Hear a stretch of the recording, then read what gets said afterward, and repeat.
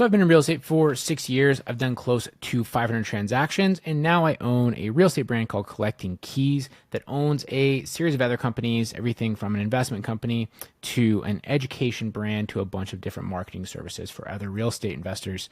Throughout that period of time, I've been able to build a decent little portfolio that lets me live the lifestyle that I want.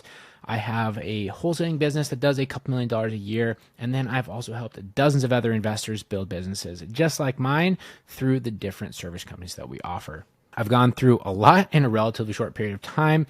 And in this video, I'm going to give you 6 years worth of knowledge that I've accumulated going from being a corporate engineer to a multi-7-figure real estate owner / investor. My goal is by watching this single video, you'll be able to learn from all the hard lessons that I went through so that you don't have to learn them quite as harshly as I did.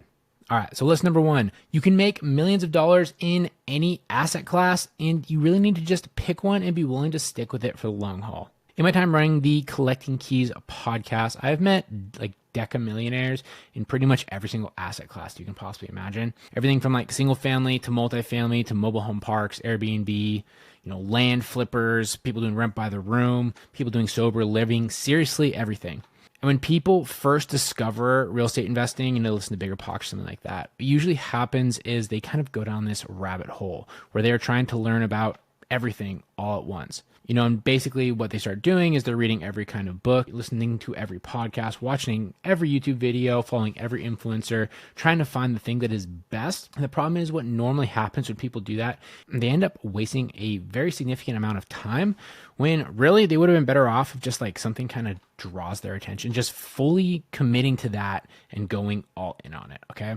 That's easier said than done because honestly what always happens with pretty much every single person I've met is they start something, it gets a little bit hard, they decide that the thing that they are pursuing, that asset class they are trying to buy is not good, it's saturated, it's overcomplicated, whatever it is, and they are jumping around to something new every single month. And as a result, they can work for half a year, a whole year, many years, and have nothing to show for it at the end.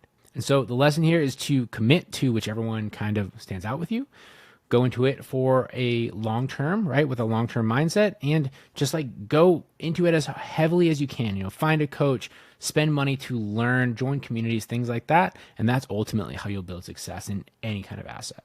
Lesson number 2, you can truly go broke buying great deals, especially if you don't have like a super high income. So here's the thing, real estate costs money. Right? There's no ifs, ands, or buts about it. There is a financial component to doing a real estate transaction that you cannot avoid. Everyone typically starts real estate kind of for the same reason. They want to go and get some kind of passive cash flow or some kind of wealth generation that will allow them to have financial freedom so they can just like hang out on the beach, do whatever, hang out with their kids, live their lifestyle while that passive income comes into their mailbox. While that's all well and good and definitely possible, the problem is that early on, people tend to kind of throttle their growth by buying properties sort of way too early. Like ultimately what happens is you'll have somebody that will make a massive investment, like say $40,000 or $50,000, which is a huge part of the liquidity to get like a couple $100 a month, or maybe even a couple $1,000s a month if they're unbelievably lucky. But the problem is doing that like made it so they can't buy another property for a super long period of time. And the thing is, if buying one property puts you years away from buying the next one, then you're going to take decades or longer to be able to get real financial freedom where you're making actual money and not kind of just like rice and beans money, right? And kind of despite what gurus say, things like getting into properties with seller financing with 0 down, using other people's money, buying these sub 2 with no money out of pocket, like all that stuff's kind of a myth. And you need to understand that. Like that is a very, very small number of opportunities that even exist. And so what needs to happen is you need to focus on making money first. Like a big part of the Collecting Keys podcast, we focus on making massive income before passive income. And the reason for that is because I learned very early on that if you throw all of your money into 1 or 2 properties, you're going to really have to grind to get out of it. And you can completely avoid that from the get-go by just focusing on making money as early on as possible. If you want to be in real estate, that can come from a number of different things. That can be from wholesaling, from flipping houses, from being a realtor, from being a contractor, right? Doing like some sort of JV business where you are like helping people get deals together, you're getting a cut of the deals. Whatever it is, it doesn't matter, but you need to learn how to make like big money, and then the passive income will come significantly faster. Our lesson number 3, Everyone is marketing to and offering on the same deals. So don't let that discourage you, and just make as good of an offer as you can and be aggressive with your offers and provide good service. So one of the things that gets thrown around a lot in the real estate business is talking about how markets or different asset classes are saturated. And here's the thing, everyone wants to get wealthy or get rich, right? Everyone that is playing the game of real estate has the exact same goals as you. And so everything is going to be saturated ultimately, right? Like if you have truly discovered some super duper secret that no one else is playing in, honestly, you should probably be a little bit worried, because the fact that nobody's playing in it probably means that it isn't that good of an idea. Everyone wants to kind of have like the next big thing, and people will spend hours, weeks, months, even years kind of hunting for that, when really what you need to do is look at what other successful people are doing and just copy them. Like literally just do the exact same thing. Like you're not trying to build Tesla. You don't need to have some incredibly complex IP. Go find the guy that's worth a few $1,000,000 or makes a couple $1,000,000, copy them. And this is such a massive, I would say, opportunity just in like the real estate space in general. There's so many properties out there. There's so much money to be made in each transaction. There's just like such a huge flow of currency in all directions that there is plenty of space for you to carve out enough of a piece for you to be able to reach your goals. Like, especially when you're making like your first few $1,000,000, like if you're getting to the phase where you're trying to make 10, 20, 30, 40, $100 million, then you got to start getting a little bit more in the weeds. But until then, don't worry about it. Like you can build an incredible business by just doing exactly what everyone else is doing. So if you want to be competitive in your quote unquote saturated real estate space, make better connections, make better offers, provide better service to your sellers and the people that are helping put your deals together, and money will inevitably come. Our lesson number 4, what is considered a good deal is completely subjective, okay? I can't tell you how many times I've been asked by people either in my scale community or on Instagram or even just like random meetups, like my opinion on a deal. And I kind of hate that question, because honestly, my view of a good deal is different from everybody else's view of a good deal. And your view of what makes a deal good is based on so many things, both internal and external, right? Like the ideal price for a property or the ideal sort of like strategy is going to be different based on everyone's sort of opinions. Everyone has different costs of money. Some people have to go get hard money loans. Some people have a ton of cash, right? It's going to have a different cost of labor. Some people are going to do the work themselves. Some people are going to hire their brother who's going to work for cheap. Some people are going to go and hire a construction company that's going to charge a lot to build things out. Like ultimately, there is an infinite number of variables in analyzing each deal.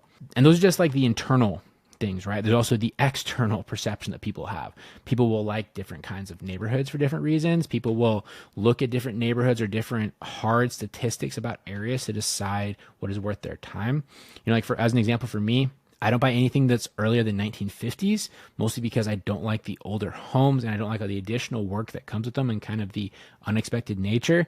I know a ton of people, especially in my local town here, that only buy older homes, mostly because those are where like the best neighborhoods are a lot of the time. More established school districts, kind of older money. They like the kind of cute little neighborhoods. Like honestly, my ideal investment property is like spec neighborhoods where all the houses are the same, things are relatively easy to put together, and I don't have to worry about any surprises with like electric or utilities or anything like that. And so if you look at all that and everyone's sort of past experiences, who's technically right when a deal is good or not? The answer is who knows. There'll always be ones where everyone's like, dang, that's a great deal. There will also be ones where pretty much everyone thinks that your deal is terrible except for you. Like literally one of the best deals I ever did, I was unable to wholesale it for a $10,000 fee because nobody liked it. We flipped it and we made 85 grand because we believed in the deal. But again, it is completely subjective of everyone's situation. So ultimately what needs to happen is you need to know your numbers, your investment goals, your liquidity requirements, right, for moving forward and buying more deals. Kind of map those things out and know where you stand, and then it's much easier to know for yourself if a deal is good or not, and you don't have to try and make a decision based off of other people's experiences, which don't reflect your own.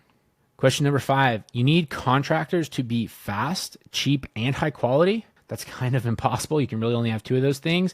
And if you do happen to find a good contractor, you need to understand that they will have a limited shelf life for your business. This is always one of the hardest ones for people to learn, because when it does come around, usually they get bit pretty bad, right? Because contractors in general are kind of like a funny breed of people.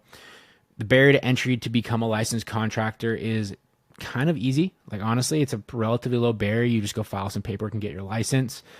And people that sort of go into that line of business notoriously are not the best at things like, marketing, systems, communications, general finance.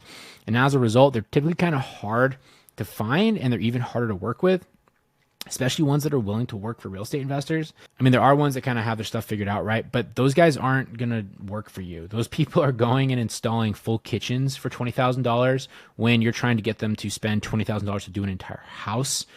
And so it takes an already limited quantity and makes it even harder to find because you need a special breed of an already special breed, okay? Because of this, you kind of always need to be recruiting, because once you kind of find like an awesome contractor and, you get them and they're working for you and they've done a couple deals for you, so suddenly they can get booked by other investors as they kind of get ambitious and try to do more deals. They realize they can go and make way more money doing work that's probably a little bit easier, not working for you. They can just disappear off the face of the earth because they have some kind of personal or substance abuse problems. They want to move away, or they just don't want to do their job anymore because they're older and it's breaking their joints down. If that happens when you're in mid-project or you have a project that's kind of tight, you can be in big trouble all of a sudden if you have no backup plan. And so when you find a good contractor, hold them super close, treat them well, pay them on time. Do not share their information unless it's with, really, really good reason. And understand that you will only have them for a limited period of time. So work with them as much as you possibly can when you have that period, and just be understanding that they're not going to be there for the entire time that you're running your business. And that's okay. You'll just have to make sure that you're always hunting for the next one. All right, lesson number 6, private investors, or quote unquote other people's money, is also a debt that needs to be paid off. Okay. And people kind of treat it like free money, and it's not. So you need to stop treating it that way. So this message is kind of like old as time at this point when it comes to real estate. I mean, if you go back to like those old VHS tapes that people used to order, you can hear people talking about how to use other people's money to flip houses and make money. But the problem is unethical, and the way that people approach it is not inherently correct, right? I kind of hate this sort of trope around other people's money, because the problem is that legit people that know what they're doing, they kind of know that it's not that simple and it's kind of BS. And so ultimately who ends up getting drawn to it is people that don't have any money, right? And they potentially don't understand the consequences of borrowing money from other people, or they don't understand that they can lose. People kind of go into it and they convince their friend or their dad or their grandma or their neighbor or some poor guy that they meet at a real estate meetup to go and take a loan against their 401k or take out a HELOC or give them all of their savings to go and do this project together. But they don't know what they're doing. And then the investor is also ignorant. And that's kind of just a recipe for disaster if things do go sideways. And so full disclosure, I fully got started doing this. When I started flipping houses, I met a couple at a local real estate meetup, and they paid for the house and I brought all the hustle, and we made a little bit of money on the first couple of houses. But the thing is, when you go down this route, you need to understand that things can go wrong, and you need to be in a position where you're going to treat their money like a bank, and you're going to be willing to pay them off, even if that means you're having to sell your own house, your own assets, pull out all of your own liquidity to be able to do it. Because if they trust you to do a deal and you fail and you lose somebody else's money without good reason or with any sort of negligence, it's not only an ethical problem, but you are going to have your reputation absolutely destroyed, and you will be out of business before you even started. And so using other people's money is definitely a thing that you should explore as you grow. But when you're early on, be super, super cautious, understand the risks, and don't treat it like it's not bank money just because it's a friend of a friend who is willingly trusting you with a large investment of their own. All right, item number 7, anyone who actively brags about vanity metrics, such as assets under management, door count, quote unquote cash flow, doesn't know what they're talking about, and you should take everything they say with a grain of salt. All right, so real estate people tend to have egos, right? I would say that kind of exists with all business owners and entrepreneurs, but real estate people in particular tend to have very large egos. My kind of hypothesis with this is it's because it's not an overly complex business, and so people that figure it out, when they're looking around at everyone else that hasn't, they tend to feel like they're the coolest guy out there, right? The problem is that honestly, a lot of the people with the biggest egos are kind of full of it. And so when you start getting involved in the community, you will hear certain things that people very, very proudly proclaim about their own success in their own business. The problem is the vast majority of it is complete nonsense and doesn't actually mean anything. I guess as some examples, okay, let's say someone that comes in and they start talking very proudly how they have 100 million assets under management. You can probably go click at any random real estate profile on Instagram and you will see something that says like X whatever AUM, right? Million assets under management. But what that doesn't give you the full story is that doesn't tell you how much they actually own of that. Like they literally could have a syndication and own a teeny tiny piece of it and they're not actually worth anything, but they were like a 1% limited partner for a much larger company that owns all these properties, right? Or just help to raise the money for all these properties. Same thing kind of goes with door count. This is one that really drives me crazy. I feel like this is very common with people that kind of failed at residential and try to get into like multifamily stuff is you'll see them say things like, oh, this is how I bought 500 doors last year. And then you kind of dive into them a little bit and it turns out that they put like $50,000 into a syndication. And now I guess they technically do own 500 doors, but not actually. Like they own like less than 0.1% of it. But hey, they're going to put that out on Instagram and try to sell you some course around private investing anyway. And then when it comes to cash flow, this is always my personal favorite one because honestly, like these people I would say like less like malicious or less like egotistical. And a lot of them are honestly just ignorant. Like when you see a lot of people that are kind of getting into the cash flow bragging, it'll be a situation of like a property rents for $2,000, their mortgage is $1,000, and they're like, boom, I have $1,000 in cash flow. But of course, that doesn't account for any sort of capital expenses, sort of maintenance, any sort of vacancy in the property, any sort of like increases in taxes or anything like that, or insurance, which have been happening a lot over the past couple of years. And so realistically, all said and done, they maybe have like $200 in real cash flow, but you can't tell them that because they haven't learned their hard lessons yet. And so if you're meeting people and you're trying to figure out if they're legit or not, the things that actual successful people will talk about will typically be their cost per deal, right? Or their like, their transactional rate, how many deals they're doing on a monthly basis. They will talk about their revenue and their net profit of their business. They'll talk about the kinds of returns that they get for their investors. They're not going to talk about these little vanity metrics. This make them sound super, super cool.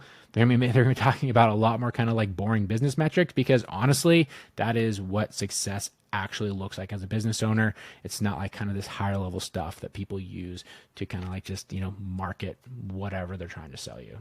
And it's important to know this so that when you are networking with people, you're trying to figure out who to do deals with, who to trust, who to listen to. You can pick up the BS a little bit earlier on so that you're not getting dragged down the road just to find out that someone isn't living up to the expectations that they said they were. All right, item number 8, wholesaling real estate is one of the fastest real estate businesses where a 1 or 2 person operation can make 7 figures per year without debt and only relying on pure hustle. I know I said in the first one that you have to just pick something and go into it and you can make millions in every asset class. That's totally true, but if you compound that with kind of like the second point I had about making massive income, right?